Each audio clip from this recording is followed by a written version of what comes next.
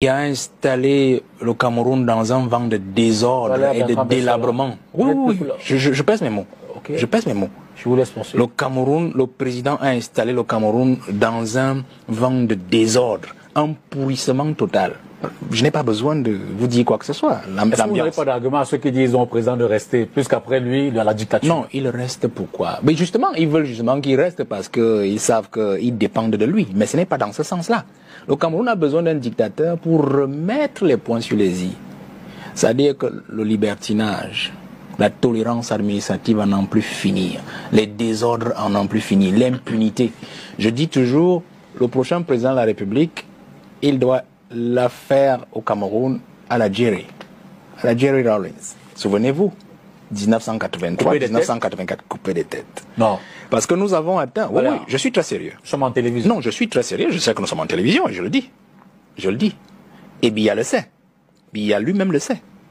Vous savez, Biya, et j'ai l'habitude de le dire, il a été plus violent qu'Aïdjo. C'est ce que les Camerounais, beaucoup de Camerounais ne comprennent pas. Comment cela? Ben ouais. Vous êtes libre de dire ce soir qu'il faut couper les têtes. Oui. Sur le plan économique, il y a l'ouverture au monde, oui, à la planète. Oui. Il vous manque quoi? Il nous manque l'ordre et la discipline.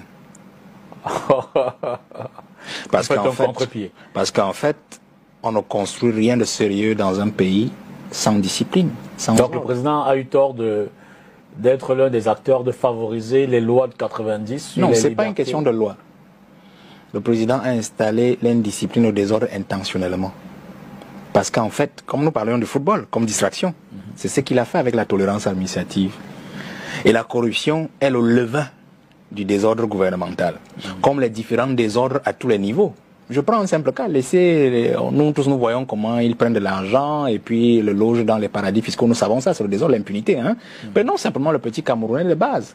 Quand un individu peut marcher et puis il mange, je ne sais pas, une peau de banane, il la jette. Pour vous, c'est négligeable. Mais dans l'esprit d'un peuple, vous comprenez en fait qu'il y a un boulon qui est desserré. C'est-à-dire que ce désordre de cet individu qui ne comprend pas qu'il faut attendre, il faut garder l'ordure pour la jeter dans la prochaine poubelle, justement, est le reflet de ce qu'il y a quelque chose qui manque dans la moralité et dans l'éthique sociale. Vous comprenez? Donc, et il y a des échelles, donc, quand vous relevez au niveau de l'État, c'est ce qui arrive. C'est-à-dire qu'un ministre ne respecte pas le Premier ministre. Un ministre ne respecte pas la parole présidentielle. Quand on pique, on met la main dans la caisse. Donc on voit au sommet, ça va jusqu'en bas. Un mototaximan qui ne respecte pas le feu. Vous comprenez? C'est en bas, vous voyez. Il faut donc établir un parallèle aussi avec ceux qui dirigent le pays. Mais ces gens exagèrent. Qu'ils donnent un tout petit peu aussi aux autres. Ils détruisent l'État. Vous comprenez que ça gêne. Je vous dis que c'est pénible. Le président Biya dit, je maintiens l'équilibre régional dans la représentation parce que c'est le cadre référentiel de nos réalités. Regardez donc sur le plan fonctionnel. Et là, je vais vous prendre à témoin. Ce que le président Paul Biya a dit ici a été violé. Je vous prends quelques exemples.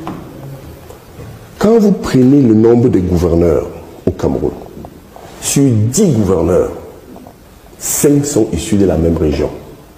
Centre, Sud et Est. Certains sont mes amis. Est-ce que c'est l'unité? Lorsque vous prenez, j'entre dans le domaine de prédilection de mon estimé collègue, encore que je vais vous rappeler quelque chose. Le domaine universitaire. Avant le domaine universitaire. Du domaine universitaire, sur 10, c'est ça. Sur 10, je vous montre comment certains compromettent l'unité. C'est des menaces à l'unité nationale. Hein? Bien, des grandes menaces.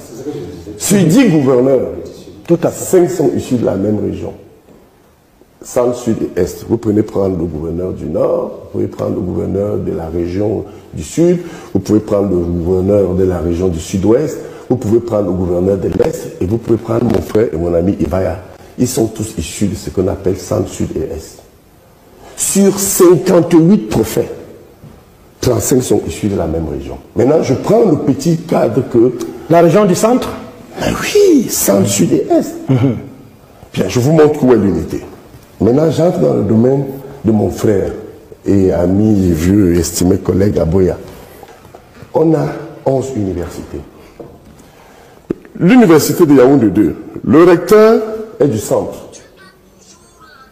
Les deux chefs d'établissement, le chef de département, le chef, le doyen de la faculté des sciences juridiques et de politique Ondoa, il est du centre.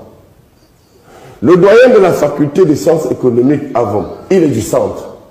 La secrétaire générale de l'université de Yaoundé 2, elle est du centre. Où est l'intégration? Le vice-recteur lui-même, il est du centre, je l'ai oublié. Lui-même, il est du centre comme le recteur. Il est là, c'est mon frère. Aboya est du centre, le recteur est du centre, les deux doyens sont du centre. Maintenant, avançons un petit peu. Prenez les grandes écoles. L'INAM, il est du centre. L'école normale, il est du centre. Lyrique, il est du centre. L'ESTIC, il est du centre. Polytech, il est du centre. Allons même dans ma petite maison lyrique. Le directeur du centre, chers collègues, monsieur le recteur, vous êtes notre patron. Je vous dis ce que j'ai eu à dire à deux au ministre Famandongo. Les 4 chefs de département de l'IRIC sont du centre. Alain Didier Olinga, chef de département de droit international, est du centre. Mandjem, chef de département de l'intégration, est du centre. Bachom, chef de département de politique internationale, est du centre. Eba Ebe, chef de département d'économie, est du centre. Notre maison, que vous et moi, on s'est pas né une école internationale. Laissons Yaoundé 2. Allons maintenant à Yaoundé 1. Le recteur est du sud. Le vice-recteur, notre collègue, il est du sud. Le doyen de la faculté de médecine est du sud.